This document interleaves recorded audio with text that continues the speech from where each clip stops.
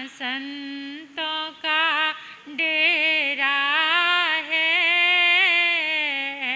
भेज दियो मुझको जहाँ संतों का डेरा है। जब से तेरी लगन लगी हुआ मन में सवेरा है,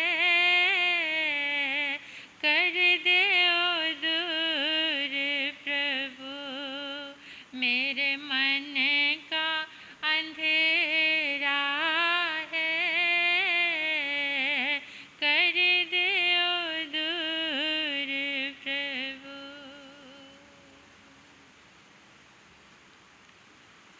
अनंत अनंत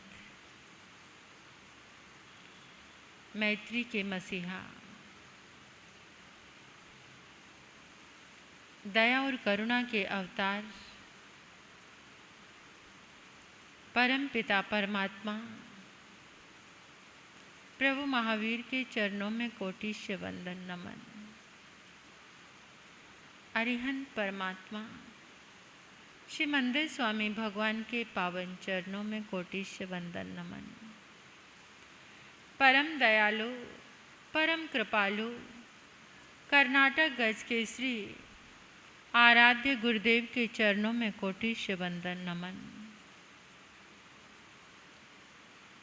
तप का दिव्य वरदान देने वाले मम आराध्य गुरुवर्या श्री प्रवेश कुमारी जी महाराज साहब के चरणों में वंदन करती हूँ, नमन करती हूँ। 311 उपवास द्वारा विश्व कीर्तिमान संस्थापिका तपाचार्या तप चक्रेश्वरी उप परवर्तनी गुरनी मैया श्री मोहन माला जी महाराज साहब के चरणों में वंदन करती हूँ, नमन करती हूँ। मेरे जीवन पर अनंत उपकार करने वाले, धर्म का दिव्य दान देने वाले आराध्य गुरनी मैया के पावन चरणों में कोटिश्य वंदन नमन। स्नेहिल प्रिय छोटी साध्वियाँ, इस पावन प्रांगण में आए परमात्मा के प्यारे प्यारे भक्तों, हृदय के आंगन में आप सभी का स्वागत करती हूँ, अभिनंदन करती हूँ आप सभी की श्रद्धा का, अनुमोदन आप सभी के सुंदर भावों का, धन्यवाद, शुक्रिया, कृतज्ञता आप सभी के आगमन की। आप इस प्रांगण में आए, धर्म ऊर्जा से स्वयं को जोड़ा, धर्म प्रांगण की ऊर्जा से अपने भावों को जोड़ा। मुस्कुराते हुए बोलिए, आज का दिन मंगलमय है। जो संत समागम का अवसर मेरे जीवन में आया, चेहरे पर मुस्कान लाकर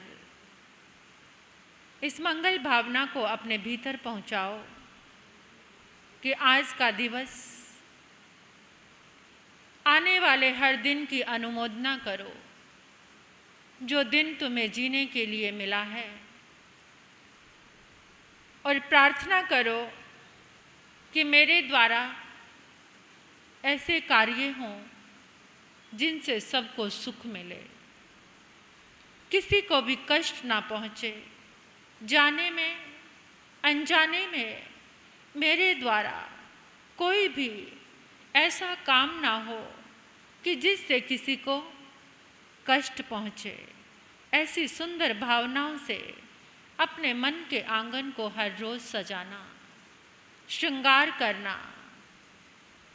चेहरे का श्रृंगार बहुत करते हैं, लेकिन जब तक मन ना सजाया, अंतर ना सजाया, तो बाहर की सजावट फीकी है, बाहर की सजावट बेकार है। सुंदर भावों से, मंगल भावों से, सबके कल्याण और मंगल की कामना लेकर के अपने अंतर को, अपने अंतर के आंगन को सजाओ। दूसरों का भला सोचोगे परोक्ष में वो आपका ही भला है। दूसरों के लिए कल्याण की भावना रखोगे तो भीतर में स्वयं का ही कल्याण होने वाला है। परमात्मा प्रभु महावीर के दिव्य वचन, दिव्य संदेश जो हमारे जीवन को सुंदर बनाने वाले हैं। परमात्मा कहते हैं ये बाहर के जो भोग तुम्हें सुंदर नजर आते हैं, ये खन्मित सुखा बहुकाल दुखा, क्षण मात्र के लिए सुख देने वाले हैं और बहुत समय तक दुख देने वाले हैं। तो इस भौतिकवादी युग में कुछ संयोजनाएं, कुछ प्लानिंग, कुछ ऐसे संकल्प, कुछ विश्वास से जुड़कर ऐसी बात हो जाएं जो जीवन को संस्कारित करें, जो जीवन को संस्कार दें। संस्कारों की ही हमारी व्याख्या चल रही है कि ऐसा कौन सा संस्कार आए, ऐसा मन में कैसी प्यास जागे, एक तड़फ जागे, मन में इतनी लगन आ जाए, उस तड़फ से जुड़कर ऐसी प्रार्थनाएं चलें, प्रैक्टिकल रूप में ऐसा काम करें कि हमारे घर के आंगन में किसी महापुरुष का जन्म हो, किसी ऐसे बच्चे का आगमन हो जो मानव जाति और देश का कल्याण करने वाला बने, मानव जाति और कुल को गौरव प्रदान करने वाला बने। उस साधना को आप सुन रहे हैं कि किस तरह से जब भीतर से तड़फ चलती है तो वो जाकर उसके साथ मिल जाती है जिसको बुलाने की तमन्ना आपके जीवन में होती है। आप किसे बुलाना चाहते हैं? आपके जीवन में तड़फ किसको बुलाने की है? अगर ये लगन लग जाए तो सचमुच में जीवन का एक नई दिशा, एक नया सूर्य आपके जीवन में उदय होगा। तो कल हमने सुनी थी एक प्रक्रिया कि किसी महापुरुष को अपने घर में लेकर आना है तो पहले जो धरती होती है उसे स्वच्छ करना होता है। जब सुंदर ढंग से फसल उगानी है, बीज उगाना है, पहले उस धरती में जितने कंकर पत्थर पड़े हैं, जितने घास कंटीली झाड़ियाँ उगी हुई हैं, पहले उसको हटाना पड़ेगा। उन कंटीली झाड़ियों को उखाड़कर, उन पत्थरों को हटाकर उस भूमि को उपजाऊ। अगर कंटीली झाड़ियां हैं, पत्थर पड़े हैं, भूमि को सम नहीं किया, उसको जोता नहीं, उसको उपजाऊ नहीं बनाया, तब तक वहाँ बीज उगने वाला नहीं है। आपकी मेहनत बीज डालने की व्यर्थ हो जाएगी, बेकार हो जाएगी, यूं ही चली जाएगी। तो कैसे अपने घर में एक महापुरुष को निमंत्रण देना है? इनविटेशन। बिना इनविटेशन के तो कोई आता नहीं। अगर अचानक कोई आ जाए तो माथे पर क्या आ जाएंगे? सल आ जाएंगे, है ना, भ्रुकुटियाँ तन जाएंगी और मन खराब हो जाएगा। अगर कोई आपके आमंत्रण से आता है तो आप उसके लिए तैयारी करते हैं, मेहमान नवाजी करने के लिए उसके लिए तैयारी करते हैं कि मेहमान की खातिरदारी हमें करनी है। तो कल जो प्रक्रिया मैंने बताई थी कि माता और पिता को, एक महापुरुष को, एक देशभक्त को, सबका उद्धार और कल्याण करने का भाव जो इस धरती पर लेकर आए, ऐसे महापुरुष को बुलाने के लिए माता पिता को थोड़े त्याग की आवश्यकता है। बिना त्याग किए कुछ भी मिलने वाला नहीं है। जो भोग रहा है वो नष्ट कर रहा है, जो त्याग कर रहा है वो प्राप्त कर रहा है। कितना प्यारा सूत्र है। तो 41 दिन की जो साधना मैंने बताई थी, 41 दिन में अगर 41 दिन ना हो सके तो कम से कम 21 दिन तक तो जरूर करें। भूमि पे शयन, अगर एक टाइम भोजन करके नहीं चल रहा तो 2 समय भोजन करें, लेकिन रात्रि भोजन का त्याग रखें।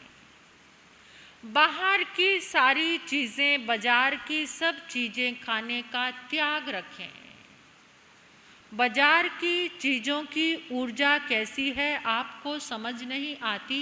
ये जबान के अधीन, रसना इंद्री के इतना अधीन हो गए हैं कि बाहर की चीज़ों की ऊर्जा कैसी है, उनको बनाने का, जितना ये फास्ट फूड आप खाते हैं, जितना आप होटल का खाना खाते हैं, कितने खुश होते हैं।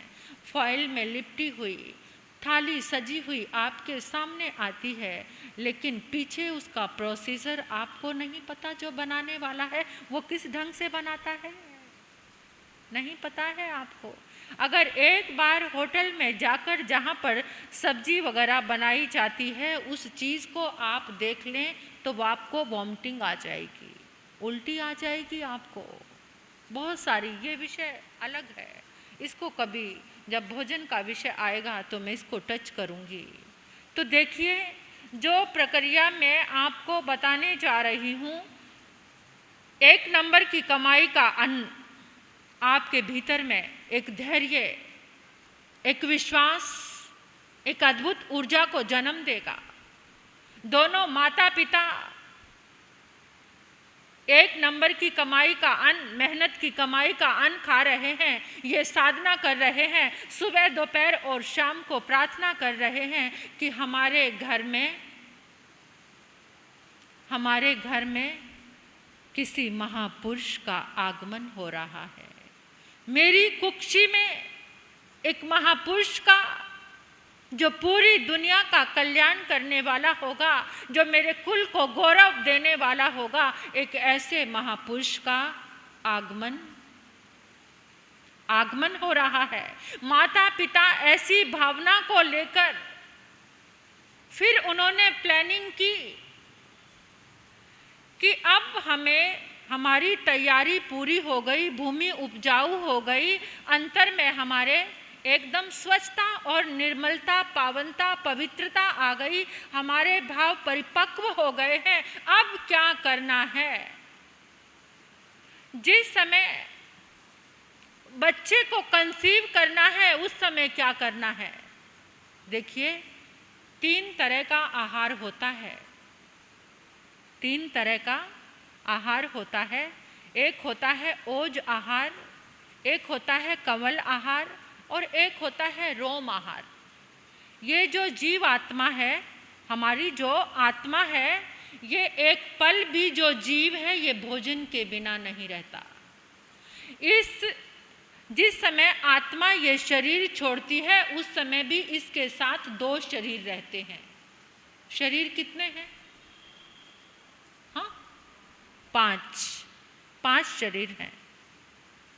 तो उस समय, जिस समय ये आत्मा, आपने पता नहीं होगा, 25 बोल के थोकड़े में आता है 5 शरीर। तो आत्मा के साथ औदारिक शरीर, वैक्रिय शरीर, तेजस शरीर, कार्मण शरीर और आहारक शरीर, ये 5 शरीर होते हैं। आहारक शरीर 14 पूर्वधारी मुनिराज के पास होता है। हमारे पास तो ये जो नज़र आ रहा है, ये कौन सा शरीर है? औदारिक, जो पुद्गलों से बना हुआ, जो नष्ट होने वाला है, ये औदारिक शरीर है।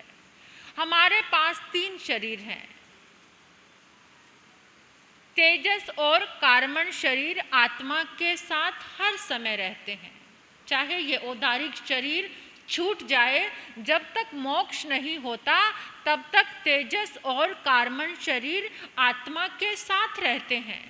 तेजस और कार्मण शरीर सबसे पहले जब जीव माँ के गर्भ में जाता है तो सबसे पहले वो क्या करता है? आहार। और कौन सा आहार? ओज आहार किसको कहते हैं? पता है आपको ओज आहार किसको कहते हैं? माता और पिता के संभोग के समय जो रज और वीर्य माँ के गर्भ में पड़ा होता है, सबसे पहले जाकर जीव उसको ग्रहण करता है। उसी से पूरा शरीर बनता है और वो शरीर की जो शक्ति है, जब तक ये शरीर खत्म नहीं होता, मिटता नहीं, मृत्यु नहीं आती, तब तक वो ओज आहार हमारे शरीर के साथ रहता है।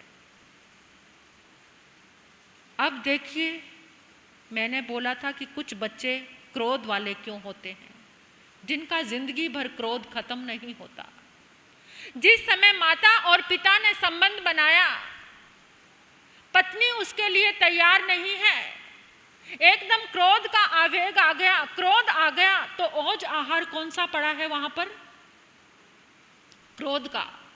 या पिता क्रोधी स्वभाव का है, जिस समय उसने अपनी पत्नी से रिलेशन बनाया तो वो बहुत क्रोध में है, और क्रोध में है तो जाकर वो जो जीव उस समय गर्भ में आया, उसने सबसे पहला आहार कौन सा किया? क्रोध का। क्योंकि वो रज और वीर्य जो वहां पड़ा है उसमें क्रोध है, गुस्सा है उसमें। तो सबसे पहले आकर उस जीव ने वो आहार किया, वो पुद्गल लिए। तो उस बच्चे का क्रोध तुम जिंदगी भर मिटाना चाहो तो नहीं मिट सकता। तीव्र वासना का आवेग है। कुछ माता पिता इतने समझदार होते हैं, प्रेम के अंदर आकर एक दूसरे को ईश्वर का रूप मानकर बहुत प्यार के साथ अपनी बेबी की प्लानिंग करते हैं। और उसमें क्या करते हैं, प्रेम से भरकर अगर उन्होंने रिलेशन बनाया तो उस बच्चे के अंदर, क्योंकि सबसे पहले उसने कौन सा आहार किया? कौन सा आहार किया? प्यार का, प्रेम का। अगर उसने आकर प्रेम का आहार किया तो उसकी जिंदगी में, पूरी जिंदगी भर, मृत्यु तक उसके भीतर में प्रेम। ऐसा लॉजिक पता है आपको? नहीं पता था कि जीव सबसे पहले आकर, अगर माता और पिता के मन में एक दूसरे के प्रति घृणा है, लेकिन फिर भी शरीर की भूख के लिए उन्होंने रिलेशन बनाया, लेकिन एक दूसरे के प्रति नफरत का भाव है, नहीं प्यार है एक दूसरे के बीच में, और उन्होंने रिलेशन बनाया और खुदा ना खास्ता उस समय जीव गर्भ में आ गया, तो वो जीव हमेशा घृणा से, नफरत से भरा रहेगा। उस जीव के अंदर प्रेम नहीं आ सकता, उसके भीतर में घृणा रहेगी। उसके भीतर में अगर माता पिता के अंदर या माँ के अंदर या पिता के अंदर इरिटेशन है, चिड़चिड़ापन है, और उस समय जीव गर्भ में आता है, वो सबसे पहला आहार उसने, इस आहार का ख्याल रखना कितना जरूरी है, कितना जरूरी है। पहले के जो लोग होते थे, पूजा करके, पूजा संपन्न करते थे, इस विधि से गुजरते थे, फिर प्रेम से भर कर के किसी एक महान आत्मा के आगमन की प्रतीक्षा करते थे। पति और पत्नी सात्विक भावों से, सुंदर भावों से उनकी प्लानिंग यही होती थी। लेकिन आज क्या करें, आज का आधुनिक युग विषय वासनाओं से, कैसे अश्लील चीज़ों से भरा पड़ा है। आज के युवक युवतियां क्या करते हैं, वहाँ कोई धर्म का भाव नहीं, कोई त्याग नहीं अपनी संतान के लिए, अपने बच्चे के लिए कुछ त्याग करना नहीं जानते, कुछ त्याग करना नहीं चाहते। और जब घर में बच्चा हो जाता है, इतना जिद्दी, इतना क्रोधी, इतना नफरत करता है, फिर रोते हैं। पहले तो संभले नहीं, पहले तो जब संभलने का समय था उस समय संभले नहीं। अश्लील चित्रों को देखते हैं, अश्लील वीडियोस देखते हैं, और फिर में घर में बच्चा आता है तो उसके भाव कैसे होते हैं। कैसा बनेगा वो बच्चा? क्या उस घर में महापुरुष आ सकता है? आ सकता है? ऐसी विधि को तैयार करके जो माता पिता ओज आहार के लिए अवेयर रहते हैं, जागरूक रहते हैं, जिस माता पिता को ये प्रक्रिया पता चल गई, वो प्रार्थनाओं के साथ, दुआओं के साथ, अगर वहाँ पर ओज आहार है, प्रार्थनाओं का, दुआओं का, निमंत्रण का और तड़फ का कि मेरे घर में महापुरुष, मेरे घर में एक ऐसा धर्म जागरण करने वाला, विश्वास से भरा हुआ, संकल्पों से भरा हुआ, धर्म से भरा हुआ जीव। और वहाँ पर कौन बैठा है? मैं क्या कह रही थी? जब रोम रोम से क्या निकलती है? एक आभा निकलती है, ऊर्जा निकलती है, तो कहीं भी, चाहे देवलोक में, चाहे कहीं पर, ऐसा योगी, ऐसा सन्यासी, ऐसा संत, ऐसा महापुरुष बैठा है जो देख रहा है अपने ज्ञान उपयोग से, जिसको पता चल रहा है, जिसके साथ हमारी ऊर्जा जुड़ गई, कनेक्शन जुड़ गया प्रार्थनाओं का। तो उसने वहाँ पर क्या संकल्प कर लिया कि इस माँ की कुक्षी बहुत पावन है, इस माँ की कुक्षी में कितनी दुआएं हैं, मुझे इसी की कोख में जाकर जन्म लेना है। फिर वहाँ अवतरण होता है किसका?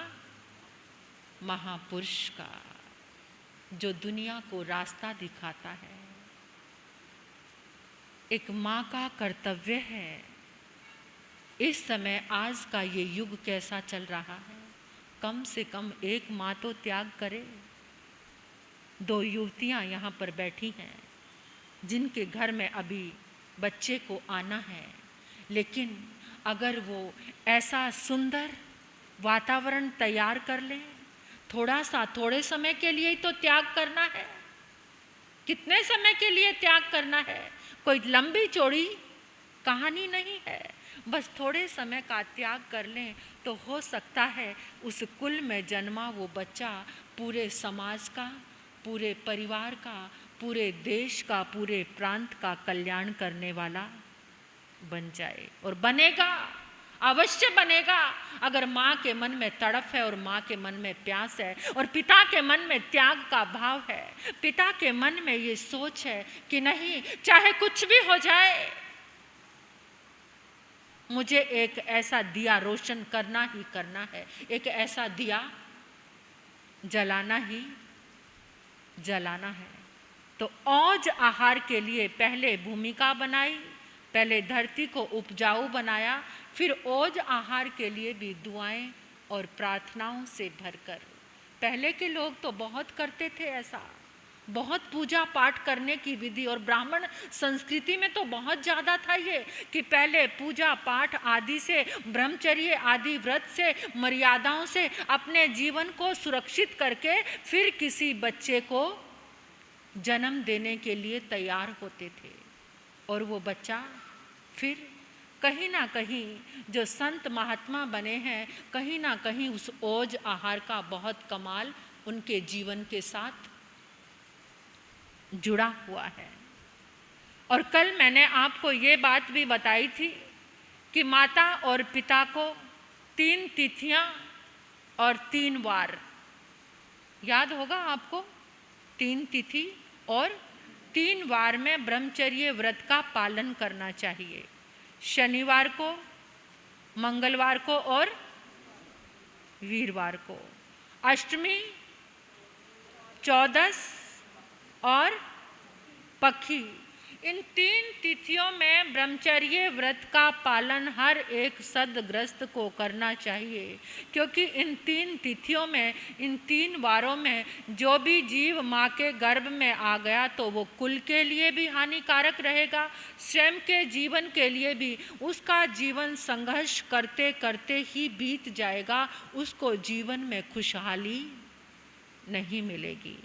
महापुरुषों ने, अनुभवियों ने, मनुष्यों ने कुछ सोच कर ये मर्यादाएं, ये परंपराएं बनाई हैं। और जो इन मर्यादाओं को वहन करता है वो अपने जीवन में, क्योंकि मर्यादा के बिना तो जीवन बेकार है, मर्यादा के बिना जिंदगी बेकार है। जिस जीवन में मर्यादा नहीं वो जीवन कभी आगे सुंदर बन ही नहीं सकता, वो किसी के लिए सुखकारी बन ही नहीं सकता है, किसी के लिए आनंदकारी बन ही नहीं सकता। देखिए, हमारी इस भारतीय संस्कृति में संस्कारों का जितना महत्व है इतना और किसी चीज़ों का महत्व ये बनाया है आचार्यों ने, मनीषियों ने बैठकर इंसान को अच्छे ढंग से जीवन जीने के लिए संस्कार बनाए हैं। आप देखते हैं ना, जब तक औषधि को संस्कारित ना किया जाए, जो औषधि होती है, औषधि शास्त्रियों ने कहा है कि जब तक औषधि को संस्कारित ना किया जाए तो वो किसी के काम नहीं आ सकती।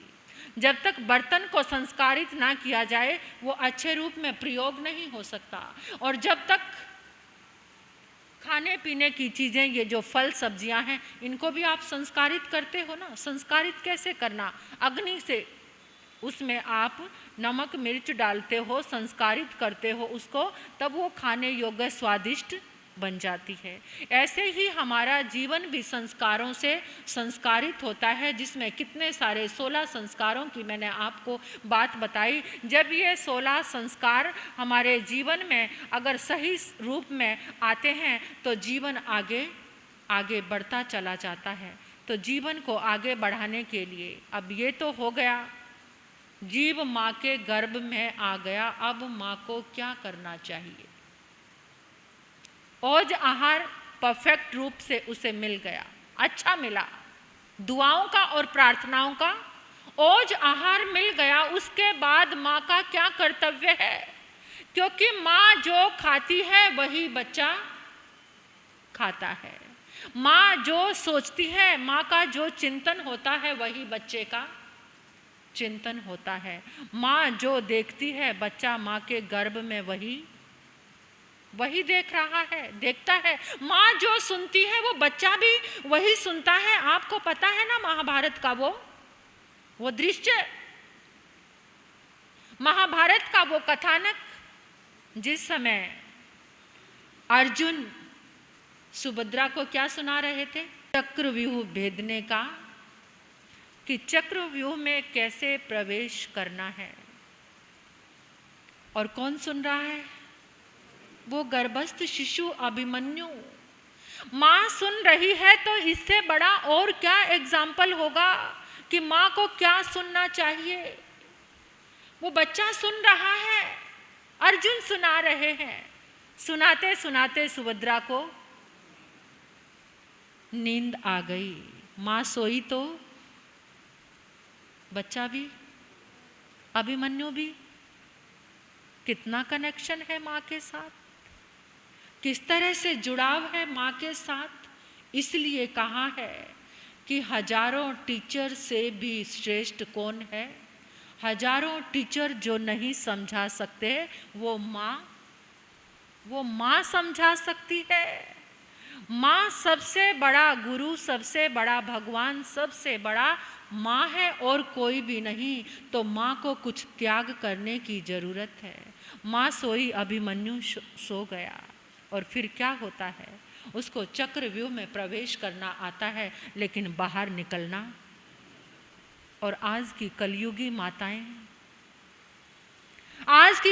माताएं भी बच्चे को इस रण क्षेत्र में लेकर आ रही हैं। ये दुनिया क्या है? ये रण क्षेत्र ही तो है, युद्ध क्षेत्र ही तो है। हर समय युद्ध चल रहा है यहाँ पर भी। लेकिन इस युद्ध क्षेत्र में आकर सोई हुई माँ ने क्या कर दिया? जो हर समय विषय विकारों में सोई है, भौतिकता की चकाचौंध में सोई है, जो हर समय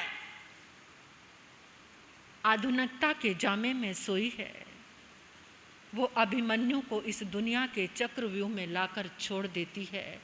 और वो चक्रव्यूह में फंस जाता है और मर जाता है। तो आज की माँ को जागने की, सुभद्रा से सीख लेने की ज़रूरत है कि जागना। अगर माँ जाग जाती तो कितने ही चक्रव्यूह को भेद कर वो बालक बाहर आ सकता था, लेकिन नहीं जाग पाई। माँ को नींद आ गई, थोड़ी सी नींद और बच्चे की ज़िंदगी तबाह हो गई। तो आज की थोड़ी सी नींद तुम्हारे बच्चे के भविष्य को तबाह कर सकती है।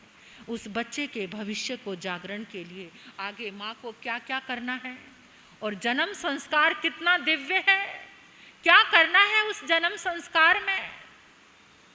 माँ बच्चे का जन्म, गति, सब कुछ निर्धारण करने वाली है। कल आपको मैं बताऊंगी कि किस तरह हमारे भगवती जी शास्त्र में कि माँ ही बच्चे को, अपने कर्म से इंसान को नरक मिलता है, स्वर्ग मिलता है, या किसी और किसी के सहारे से भी मिलता है। अपने कर्म से मिलता है, अपना जैसा कर्म करता है उसी से नरक स्वर्ग है। लेकिन कल एक बहुत ऑपोजिट बात मैं आपको सुनाऊंगी, एक बहुत विचित्र बात, कि ऐसा भी हो सकता है। परमात्मा की वाणी को साथ में लेकर बताऊंगी। और आने वाले रविवार को क्या है, क्या है? परसों ही है। कल क्या है? शनिवार है। और परसों जिस देश की धरती पर हम रहते हैं, हमारा क्या कर्तव्य है? थोड़ा सा उन शहीदों को याद करना है हमें, जिन्होंने कुर्बानी देकर हमें आज़ाद कराया। उनको याद करने का दिन है।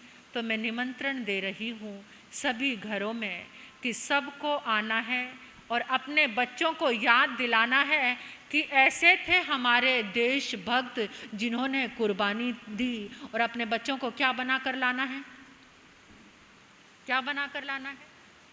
देशभक्ति से रिलेटेड कोई भी रूप उनको देकर लाना है।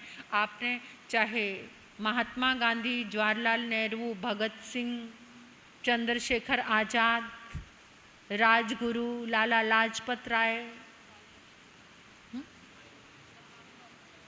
हाँ, रानी लक्ष्मीबाई, ये सब जिसने शुरुआत की थी इस जंग की, जिसने शुरुआत की थी आज़ादी की, महाराणा प्रताप, बहुत भरा पड़ा है हमारा इतिहास, जिन्होंने अपनी कुर्बानी देकर देश के को ये तिरंगा दिलाया, देश को उसकी पहचान दिलाई। भूल गए थे? हाँ, भारत माता भी बन सकते हैं। ये भारत माता कैसे गुलामी की बेड़ियों में जकड़ी हुई थी। इंसान भूल गया था ये मेरा देश है, ये मेरी धरती है, क्योंकि हर समय अत्याचार, हर समय अन्याय, हर समय उनको प्रताड़ित किया जा रहा था।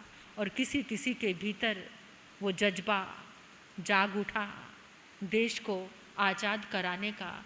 और आज हम मनमानी कर रहे हैं ना, अपनी इच्छा से जी रहे हैं।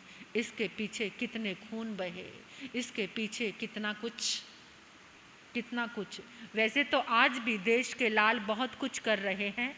अभी भारत को स्वर्ण पदक किसने दिलाया? नीरज चोपड़ा ने। 13 साल बाद ऐसा पता लगा है कि 13 साल बाद जो भाला फेंकने में भारत को स्वर्ण पदक मिला है। तो कैसा है वो लाल, कितना खुश। और आज तो गवर्नमेंट ने, क्योंकि गवर्नमेंट हमारी है, अंग्रेजों की गवर्नमेंट थी तब वो कुछ नहीं करते थे। कि भारत का कोई व्यक्ति कुछ करता था तो वो कुछ नहीं करते थे। लेकिन आज उसको कौन सी पोस्ट मिल गई? IPS। जो करेगा वो पाएगा भी।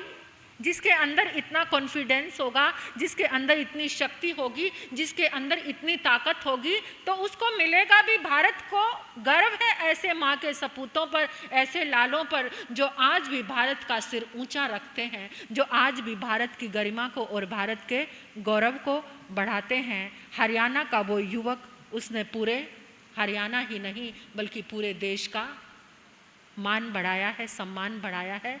तो आज भी भारत के पास ऐसे लाल हैं, ऐसे सपूत हैं, ऐसा सब कुछ है आज भी भारत के पास। तो हमें बस ये सोचना है कि इस धरती का कर्ज, इस देश का कर्ज हमारे जीवन में है, तो हमारे खून का कतरा कतरा देशभक्ति में भी समर्पित होना चाहिए।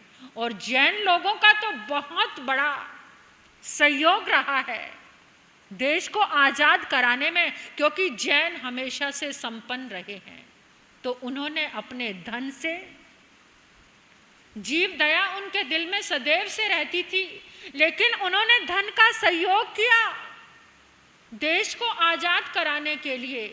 ये आप सुनेंगे, रोम रोम को स्पर्श करने वाली, टच करने वाली बहुत अद्भुत कहानी है मेरे देश की, मेरे भारत के बलिदान की, उन वीर सपूतों की जिन्होंने अपना बलिदान दिया। तो सबको साथ में लेकर आना, और साथ साथ में इस संस्कार को भी मत भूलना कि माँ को आगे प्रोसीजर कैसे चलाना है, कैसे करना है, क्या उसको खाना है, कैसे उसको सोना है, क्या उसको पढ़ना है और क्या उसको सुनना है। और फिर जन्म की विधि कितने कमाल की होगी, जो आपने ना सुनी होगी और ना अपने घर में कभी की होगी, कि जन्म की विधि भी एक हंसता हुआ बच्चा हमारे घर में कैसे जन्म ले। अभी तक तो आप सोचते थे कि जो बच्चा रो रहा है वही ठीक है, बच्चा ना रोए तो आप रोने लग जाते हो, है ना। जब बच्चे का जन्म हो, अगर बच्चा ना रोए तो माँ और परिवार रोने लग जाता है, लेकिन हंसता हुआ बच्चा कैसे जन्म ले घर में। और क्या आपके घर में किसी हंसते हुए बच्चे ने जन्म लिया है? ये आप सुनेंगे, बहुत सुंदर है ये संस्कारों की कहानी, जन्म के संस्कार की। अब गुन्नी जी महाराज साहब के मुखारविंद से उनकी अमृतमयी वाणी का आप पान करेंगे। ओम शांति। तेरा जीवन बेकार प्रभु नाम बिना, तेरा जीवन बेकार प्रभु नाम बिना, प्रभु नाम बिना शुभ काम बिना, नाम बिना शुभ काम बिना, तेरा जीवन बेकार प्रभु नाम बिना। देखी देखी ओ बंदे तेरी अखियाँ, देखी देखी ओ बंदे तेरी अखियाँ, देख नाम बिना रोवे जारो ही जार, प्रभु नाम बिना तेरा जीवन बेकार प्रभु नाम बिना। परम श्रद्धा, परम आराध्या, परम पूजनिया, तपाचार्या, तप चक्रेश्वरी, परमात्म स्वरूपा गुन्नी मैया के पावन पुनीत चरणार विंदों में हृदय के अनंत अनंत भावों से मेरा प्रणम्य स्वीकार हो। धर्म प्रांगण में आए मेरे आत्मीय जन, एक काफिला चल रहा था। ऊंटों पे सामान लदा हुआ था और वो काफिला चलते चलते थक गया। कहीं एक सराय मिल गई और सराय में पहुंचे ऊंटों को बांध रहे हैं, कीले ठुक रही हैं और रस्सी उनके गलों में बांध रही हैं। अचानक देखा एक ऊंट की रस्सी और कीला नहीं है। उन्होंने सराय वाले से कहा, अरे तेरे पास कीला और अगर रस्सी है तो दे दो, हमारे पास रस्सी नहीं है, कीला नहीं है। वो कहता कीला गाड़ो और रस्सी बांधो। एक बार कहा, दो बार कहा, कहता कीला गाड़ो और रस्सी बांधो। कहता हमारे पास है नहीं, मैंने आपको कहा है ना, आप दे दो। कहता चलो मैं देखता हूँ। वो साथ में गया और जैसे और ऊँटों को बांधने के लिए कीले को ठोकने का उन्होंने कार्य किया था, वही प्रक्रिया उस ऊँट के साथ ऐसे ही ठुक ठुक ठुक ठुक करने लगे और उसके गले में ऐसे ही रस्सी, मतलब कीला ठोका नहीं, रस्सी है नहीं, परंतु गले में ऐसे उसके साथ स्पर्श करते हुए ऐसे ही 3 बार उन्होंने उसके आवृत किया और वो सच में ऊँट बैठ गया। जैसे और ऊँट बैठे थे, बंधने के बाद वो बैठ गया। वो हैरान हो गए ये क्या, और सुबह जब चलने लगे तो जैसे और किले उखाड़े, ऐसे ही उसके सामने जा कर के वही प्रक्रिया की कि किला उखाड़ रही हैं और रस्सी खोल रही हैं, तो वो भी क्या है उसके साथ ऐसा ही किया और वो खड़ा हो गया और चलने लगे। इसका मतलब क्या है समझिए आप, भावों से इंसान बंधा हुआ है और भावों से ही छूटा हुआ है। हम कितना बंधे हुए हैं। हमारा बच्चा दूर इंग्लैंड में बैठा है, परंतु यहाँ बैठे भी हम उससे क्या हो रहे हैं, बंधे हुए हैं या खुले हुए हैं? बंधे हुए हैं। कोई रस्सी से बंधे हुए हैं, किससे बंधे हैं? उसके साथ भावों से हम बिल्कुल उसके साथ अटैच हो चुके हैं, बंध चुके हैं। और ये भावना ही, भाव ही हमारे को क्या करते हैं, ऊंचा और नीचा कर देते हैं। यहाँ उर्दू आता है किसी को? किसी को उर्दू आता है? अब एक माँ जी तुम तो पुराने हो, नहीं आता? अच्छा, मेरे को आता है, इसको भी आता है। हमने सीखा था, मैंने तो वैराग अवस्था में जलंधर में थे, हमारे 4 महाराज जी ने और मैं वैरागन थी। एक दीनानाथ जी ने भाई को लगा दिया जो उर्दू सिखाता था, 5 रुपए लिए उसने महीने के, और 5 को हमें उर्दू सिखा दिया। उर्दू में 3 शब्द एक जैसी शक्ल के होते हैं, जीम, हे और खे, मतलब ऐसे लिखा होता है वो।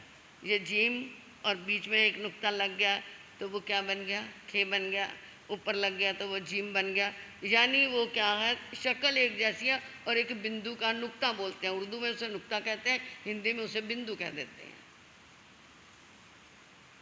नुक्ते के हेर फेर से तू उससे जुदा हुआ, नुक्ते के हेर फेर से तो खुद ही खुदा हुआ। मतलब यानी वो बिंदु अगर वो नुक्ता ऊपर लग गया, वो हे के ऊपर लग गया, तो वो क्या बन गई, खे बन गई। वो कहते खे बन गई तो खे, ख से खुदा, और वो बिंदु नीचे उसके लग गया तो वो जीम बन गई, जीम से जुदा। ऊपर गया नुक्ता तो हम खुदा बन गए, और नुक्ता नीचे लग गया तो हम उससे जुदा हो गए। नुक्ते के हेर फेर से तू खुद ही खुदा हुआ, नुक्ते के हेर फेर से तू उससे जुदा हुआ।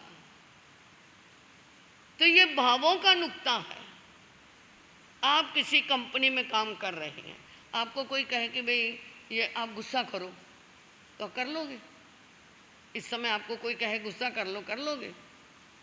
हाँ, कोई नाटक करना हो, कोई ड्रामा करना हो, तो उसके अंदर तो तुम क्या है, गुस्से का रोल अदा कर सकते हो, परंतु सहज भाव से आप कहो कि आपको हंस तो सकोगे आप, परंतु गुस्सा क्रोध नहीं कर सकते।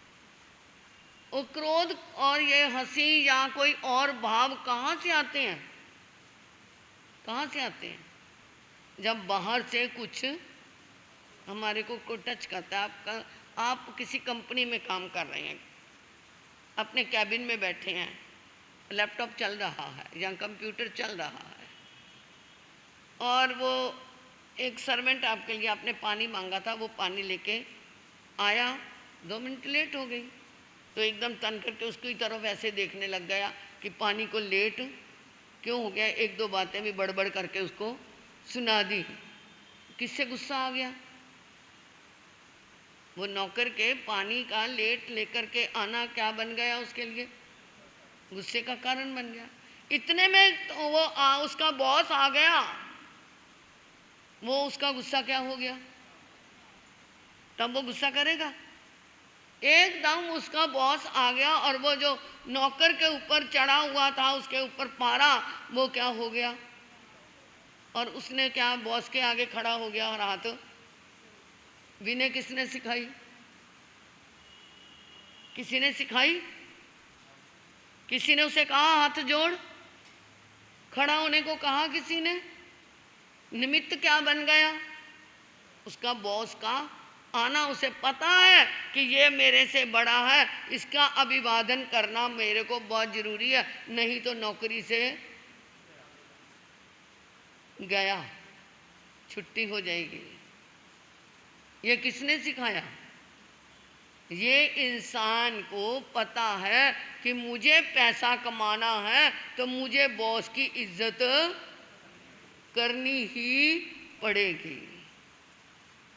दुकान पे कोई इनकम टैक्स वाला ऑफिसर आ जाए या सेल टैक्स वाला ऑफिसर आ जाए और आपका ग्राहक कोई क्या है बहुत भारी आया हुआ है, जो क्या है तुम्हारे को साल भर की रोटियां दे के जाए, ऐसा ग्राहक आया हुआ है, उस समय आप उस ग्राहक में लगे रहोगे? हैं? बता दो। पता है ये जो आया इनकम से टैक्स वाला या सेल टैक्स वाला, इसको कुछ दे के मुझे भेजना पड़ेगा और मेरा ग्राहक मुझे दे करके जाएगा, परंतु वो देकर जाने वाले को इग्नोर कर देगा, परंतु उस ऑफिसर के आगे जी साहब पधारो, वो कहेगा भाई खाता ला, कुछ कहेंगे चलो जो चाय पानी काम हो जाए तो वो इसी से गुजारा कर लें, परंतु वो उस कस्टमर को छोड़ दिया और उस बॉस की खिदमतदारी में लग गई। ये किसने सिखाया? ये किसने सिखाया? स्वार्थी प्रवृत्ति ने, ये लालच ने, कि अगर इसका ना किया तो पता नहीं क्या कबाड़ा करके ये चला जाएगा। तो इसका मतलब ये बाहर का निमित्त, वो नौकर का देर से आना वो निमित्त गुस्सा दिला सकता है, बॉस का आना हमारे को वो निमित्त बना और हम खड़े हो सकते हैं, और वो इस ऑफिसर का आना वो निमित्त हमारे को कस्टमर भी छुड़वा सकता है। तो ये क्या है? बाहर का निमित्त हमारे भावों को बदल देता है। आप कहें हम स्वाधीन हैं, हम स्वाधीन नहीं हैं। पल पल पे हमारे भाव बदलते हैं। समाइक में बैठे बैठे भी बदल रहे होंगे, बदलते हैं। यहाँ बैठे भी क्या है, घड़ी को देखा टाइम हो गया चलो जी, है ना, भाव बदले ना। तो इसलिए अपने विचारों को हम स्वतंत्र करना चाहें तो बाहर के निमित्तों को देखना पड़ेगा। घर के अंदर भी कोई ऐसे कारण ना उपस्थित हो जिससे हमारे बच्चों को क्या आ जाए, लोभ का कारण बने, क्रोध का कारण बने, माया का कारण बने, छल कपट का कारण बने, ये अहंकार का कारण बने, ऐसा निमित्त। ये क्योंकि हमारी जिंदगी का जो स्विच है ना, अपने हाथ में नहीं है। हमारी ज़िंदगी का रिमोट क्या है? आपके हाथ में है, किसी किसी के हाथ में। आपकी ज़िंदगी का रिमोट आपके हाथ में नहीं है। समय हो गया है, ये तो रिमोट की बात बहुत सुंदर है कि आपकी ज़िंदगी का रिमोट हमेशा दूसरों के हाथ में है। आप खाना खाने बैठे और थोड़ा सा खाना क्या है बहुत बढ़िया है, तो किसी ने कहा अरे वाह तुम तो बहुत अच्छा खाना खाते हो, तो तुम्हारा क्या हो जाएगा, चेहरा खुश हो जाएगा। अरे क्या खाना है, चीज़ें तो इतनी बनाई हुई हैं परंतु टेस्टी कुछ भी नहीं है। तो खाना खाते खाते ही खाना बड़े आराम से खा रहे थे, परंतु किसी ने आकर के कह दिया क्या खाना है, कुछ भी नहीं है। तो आपके वो खाने का स्वाद क्या हो गया, बदला कि नहीं? खाना वही था परंतु खाने का स्वाद क्या हो गया, बदल गया। इसका मतलब तुम्हारे खाने का रिमोट किसके हाथ में था? किसके हाथ में था? तो ऐसा बनना है ना, बनो, अपने जिंदगी के विश्वास में जियो।